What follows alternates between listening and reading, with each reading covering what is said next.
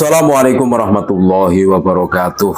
Saudara-saudaraku sebangsa setanah air yang kami cintai, yang kami banggakan dimanapun Anda berada. Ramai tentang ikrar kebangsaan dan acara Jatma Aswaja yang akan digelar di Masjid Istiqlal, saudara-saudaraku. Sampai PCNU Kabupaten Pekalongan bikin surat pernyataan jangan hadir. Wah, ramai sekali.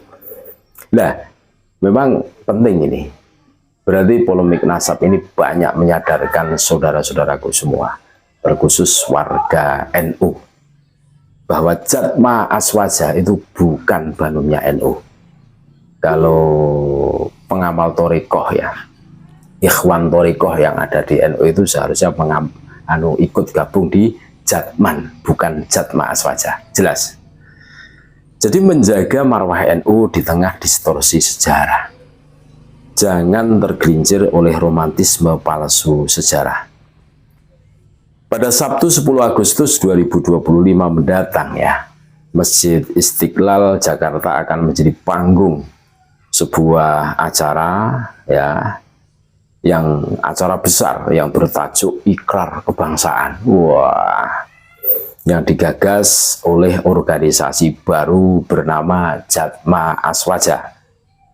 Di balik semangat kebangsaan yang digibarkan, ada benang kusut yang layak dipertanyakan, terutama oleh warga Nahdliyin. Acara tersebut yang diinisiatori oleh Lutfi bin Yahya bersama mantan Sekjen PBNU, Helmi Faisal Zaini, dan bukan merupakan agenda resmi dari pengurus besar Nahdlatul Ulama atau PBNU. Ini yang harus dicatat, saudara-saudaraku. Kegiatan tersebut tidak ada kaitannya dengan organisasi NU ataupun badan otonomnya seperti Jatman. Tidak ada. Jelas ya. Ini adalah fakta yang penting untuk dipahami publik agar tidak terseret dalam narasi simbolik yang menjebak. Nah, jelas kan? Ketika romantisme mengaburkan kebenaran, salah satu pangkal keprihatinan warga NU terhadap geliat Jatma terletak pada aspek historiografi buku berjudul Cahaya dari Nusantara yang beredar di kalangan simpatisan, menyisipkan klaim bahwa Habib Hasyim bin Yahya, kakek dari Lutfi bin Yahya, adalah salah satu pendiri NU. Padahal berdasarkan dokumen resmi statuten Hotspestur Nahdlatul Ulama tertanggal 31 Januari 1926, nama tersebut tidak tercantum dalam struktur pendiri awal NU. Jelas. Ya, jelas tidak ada kan?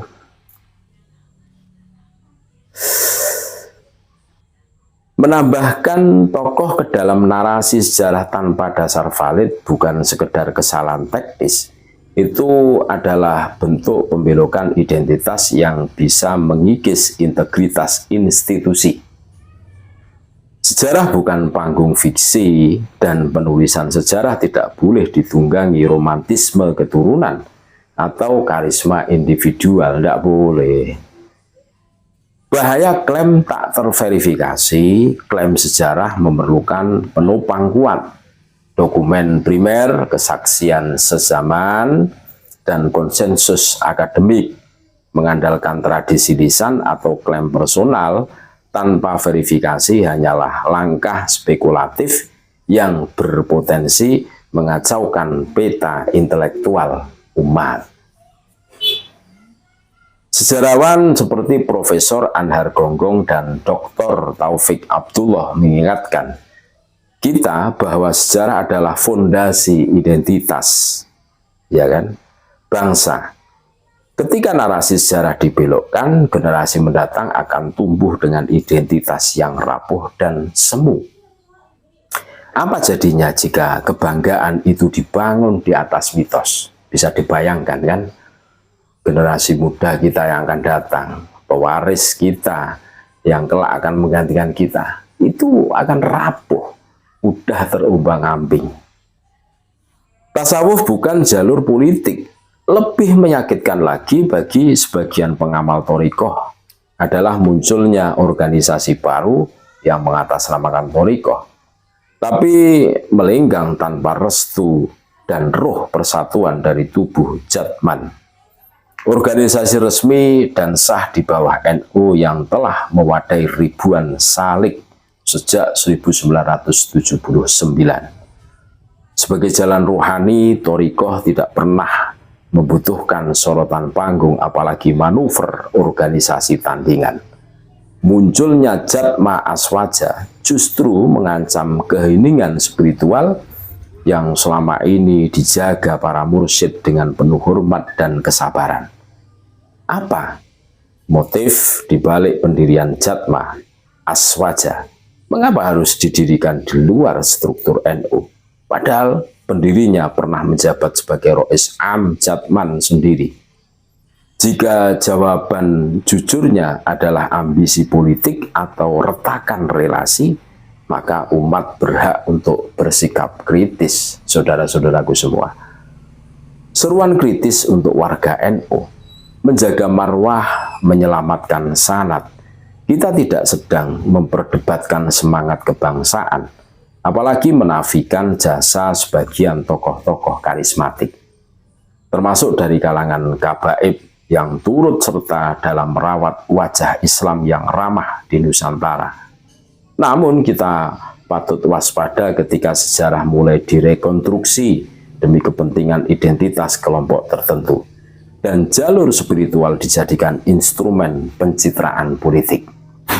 Sebagai warga Nahdlatul Ulama, kita dituntut untuk jernih melihat apakah kegiatan bertajuk doa bersama ulama dan kabaib untuk keselamatan bangsa pada 10 Agustus 2025 di Masjid Istiqlal benar-benar mewakili visi NU? Jawabannya tidak. Acara tersebut bukan agenda resmi NU. Tidak berada dalam garis koordinasi struktural jamaiyah dan tidak mewakili sanad ruhaniyah para muassis NU.